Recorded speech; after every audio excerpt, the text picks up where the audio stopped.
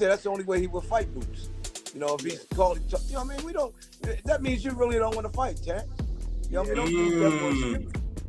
Don't use that for an excuse, because everybody else you fight, they wouldn't call you all kinds of names, but you fought them. You know what I mean? We was trying to set up a fight with him last month because the BLK people called us. Okay. You know what I mean? And I said, yeah, we'll take him in a heartbeat, just like that, right? And they said, all right, let's sit down and talk. I said, oh, you got to talk to my people first, though. Showtime. Yes, boxing. All right, y'all. I just got word that Terrence Crawford had been in talks with Steven Espinoza, trying to negotiate a fight versus Jaron Boots Ennis. But that was shut down due to Espinoza telling Crawford that he doesn't have the available dates to make the fight anytime soon. So with that being the case, the next move by Bud was to go over to Golden Boy to start talking to them about potentially getting a fight versus Virgil Ortiz, in which Golden Boy is going to try to get made should they be able to work some kind of arrangement out with Terrence Crawford. Of course, Alexis Rocha is in position to be the mandatory, and Virgil Ortiz is booked up at the moment because his fight with Stanionis has been rescheduled for late April. So when that happens, we'll have to see how everything shakes out. Virgil is more than likely, if he beats Stanionis, more than likely he's going to have to vacate that WBA regular title to get the shot at Crawford's title, should everything come to fruition and everything plays out as planned.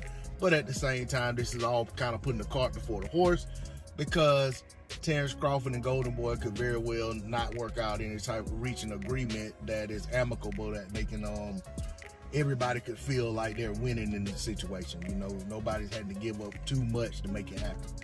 And of course, when you got other parties involved, there's a lot in play.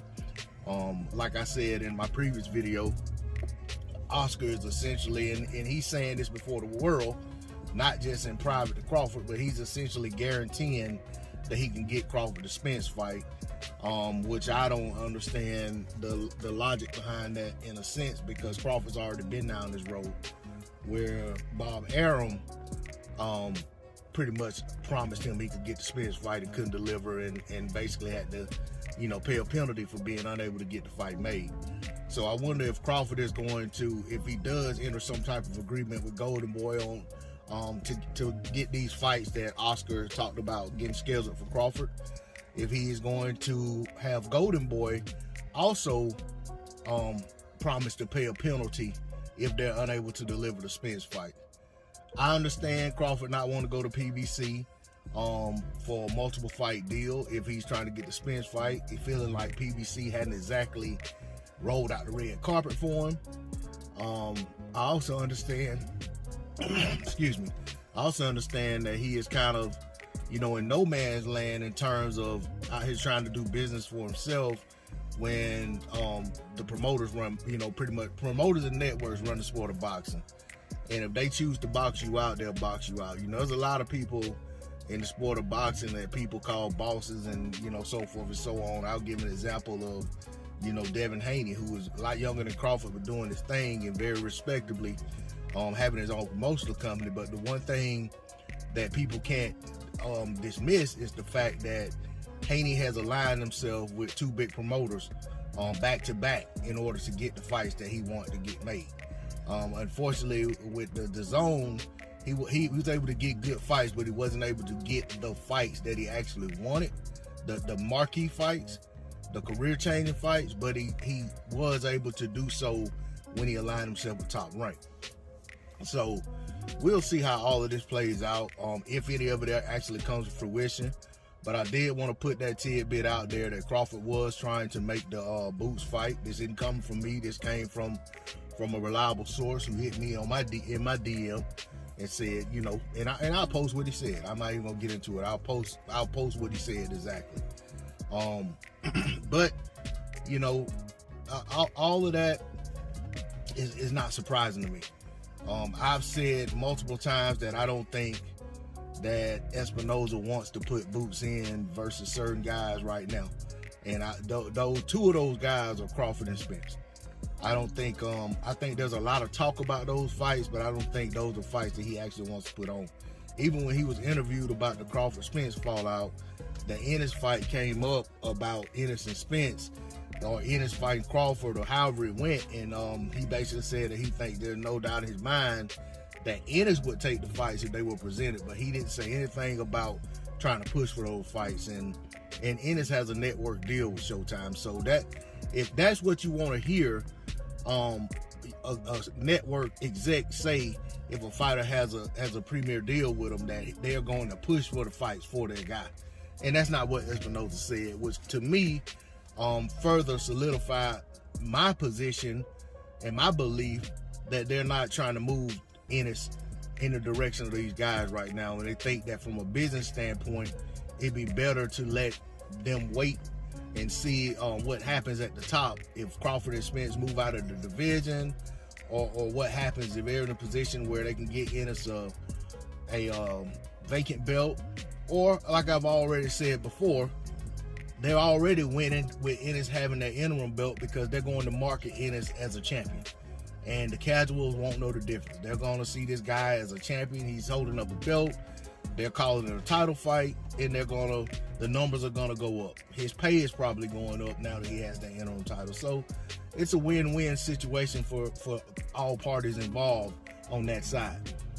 But I'm not surprised that the Crawford fight versus Ennis isn't able to happen right now. Somebody advised Team Ennis to go after the IBF interim title, and that's the route they chose, because we all know that Jaron Ennis was sitting at number 2 in the WBO, and Virgil Ortiz sitting at number 1. Virgil Ortiz went after that WBA regular title. That opened up a clear lane for Jaron Boots Ennis to have a title shot at Bud Crawford this year, the first half of this year. But in the IBF, I mean, in all honesty, I do not see a lane for Jaron Ennis to fight Errol Spence Jr. in 2023. It just doesn't seem plausible. If you look at what Errol Spence Jr. has to do, he's supposed to fight Keith Thurman next, regardless of what weight they're fighting at or what the outcome is. His next fight does not appear to be versus Jaron Boots Ennis. If he loses the fight, he probably rematches Keith Thurman. If he beats Keith Thurman, very likely his next fight is going to be versus the winner of Virgil versus Stanionis. Unless something else happens with this Crawford Golden Boy situation, where Crawford could potentially snag Virgil should he win that fight. Now, if Stanionis wins the fight, we already know Stanionis is out campaigning hard, saying that he messed up and he should have pushed for the Spence fight, or should have pushed for the Ugas fight when he was in position to fight Ugas.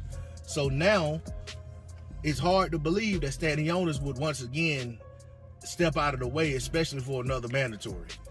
So it appears to me that the WBA is going to be WBC for Spence, WBA for Spence, and then potentially the IBF if there's not some concessions made, being that there may be some big fight that comes up, potentially a Crawford bout or something of that nature. But I know a lot of people are kind of starting to cool on the Crawford Spence bout, and I'm one of them. So, I can certainly understand that. But I like to see how everything's gonna shake out. With this Crawford situation with Golden Boy, there's a lot of speculation out there. There's a lot of misinformation out there. I'm seeing a lot of posts that Crawford has signed with Golden Boy promotional company, but then at the same time, I'm seeing and hearing what Oscar has said, and it's that they would like to sign some kind of agreement with Terrence Crawford. Not that they have, but we'll see. But that's all I got on it. D-Lo 404 Boxing. As the welterweight world turns. Catch y'all on the next one. Peace.